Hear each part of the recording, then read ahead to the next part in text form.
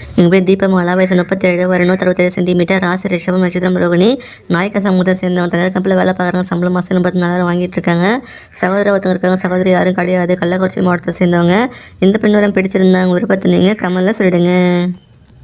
எங்கள் பேர் பானுமதி, வயசு 27, வரும் 153 சென்டிமீட்டர், ராசி மிதுனம், நட்சத்திரம் புனர்பூசமான பாதம், சம்பவரே சமூகத்தை சேர்ந்தவங்க. தனியார் கம்பெனியில் வேலை பார்க்குறாங்க. சம்பளம் மாதம் 55,000 வாங்கிட்டு இருக்காங்க.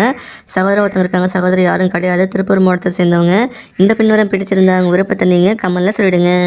எங்கள் பேர் ராதிகா, வயசு 30, வரும் 157 சென்டிமீட்டர், ராசி மிதுனம், நட்சத்திரம் புனர்பூசமான பாதம், பழைய சமூகத்தை சேர்ந்தவங்க. அரசாங்க பார்க்குறாங்க. சம்பளம் மாதம் 1 லட்சம் மேலே வாங்கிட்டு இருக்காங்க. சகோதரர் யாரும் கிடையாது. சகோதரி 2 பேர் அரியலூர் மாவட்டத்தை சேர்ந்தவங்க. இந்த பெண்ணுடன் பிடிச்சிருந்தாங்க விருப்பத்தை நீங்கள் கமெண்ட்டில் சொல்லிடுங்க.